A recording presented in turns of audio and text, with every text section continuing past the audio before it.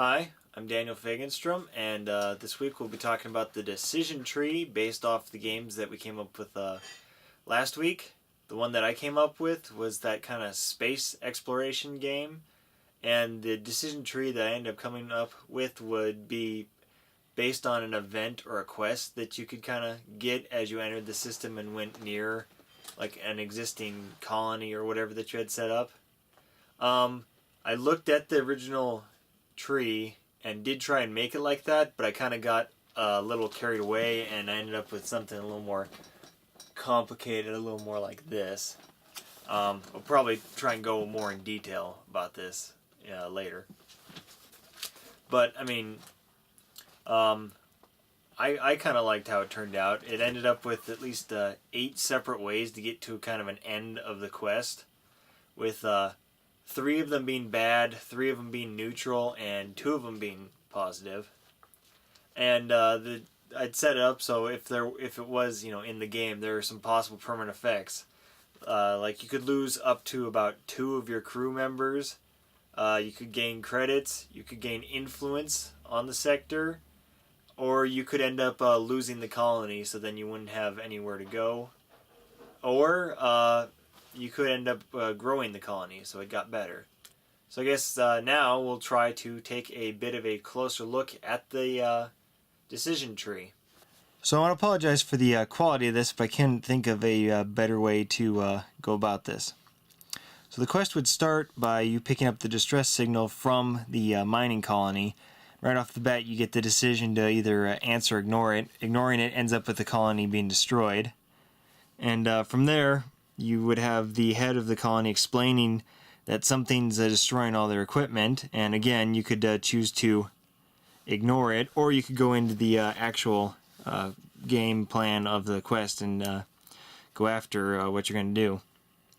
The first option is using your ship to scan the planet, and I had it set up so if you have a tier 1 scanner, like a lower scanner, you wouldn't find anything, but if you had a higher equipped one, you would find that there's an anomaly underground in a cave. From there you would have 2 options, one of them being that you could fire the ship's guns from space, which would destroy the cave and finish the quest, but the quest would become a neutral ending because the colony would still be there, but it wouldn't be allowed to expand.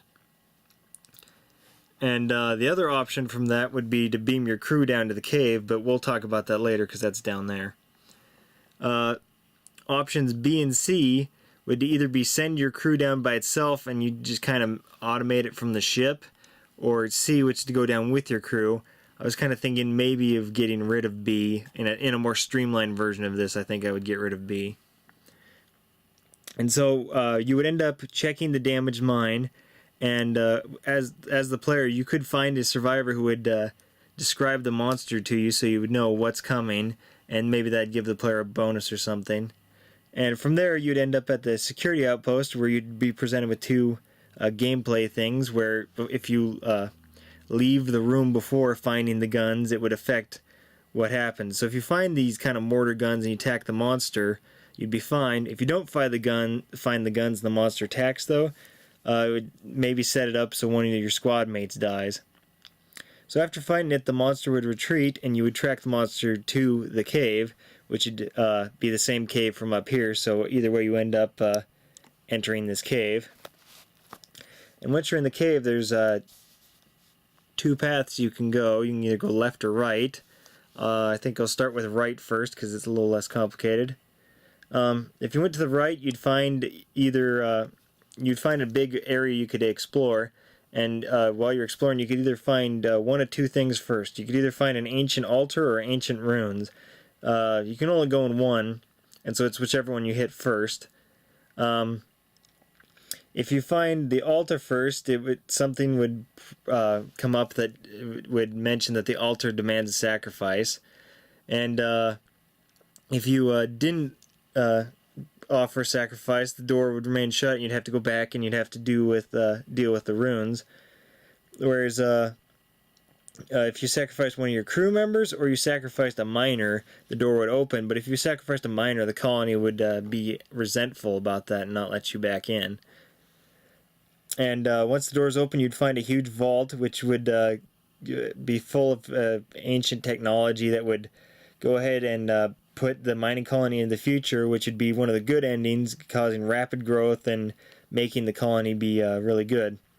Whereas if you went to the ruins, you'd find an ancient pictograph, and that kind of comes back over here into the other side. But it would, using the pictograph, you could train the miners to use the beasts as kind of their own animals, and from there the colony would be able to grow quickly with the help of these monsters being their new beasts of burden. Kind of going back up here to the two paths. This time, if you went to the left, that's where you would actually find the monster nest, which is what you came in the cave for, is chasing the monster. From there, you could fight it, and at the end, you could either spare or kill it. And say you spare the monster, and you learn that the monster can be tamed, kind of over here, but you come to your own conclusion over here. And from taming it, after taming it, you can either destroy its eggs or keep its eggs. If you destroy the eggs, the monster would just kind of become a one-shot zoo anomaly. And it'd be a neutral ending, as you would get money, the colony would grow at its regular rate, and the monster species would become extinct after it dies in captivity. If you kept the eggs, you could train the miners to use the monster beasts to help them, and you'd get the same ending from over here. If you killed the monster would end up dying, and then you'd be presented to destroy or keep the eggs. Where if you destroyed the eggs, the colony would go ahead and grow at normal, but there would be no monster, and you wouldn't get the extra money from selling it. So it would just kind of be the standard status quo ending. And if you kept the eggs if you let the eggs stay after killing the monster, you would get a bad ending, as the eggs would hatch later and then destroy the colony.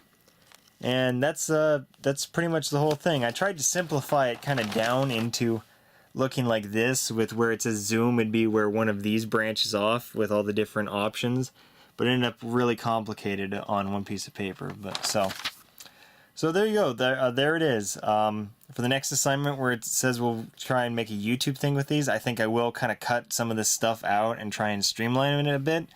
But I hope you guys were at least entertained by it.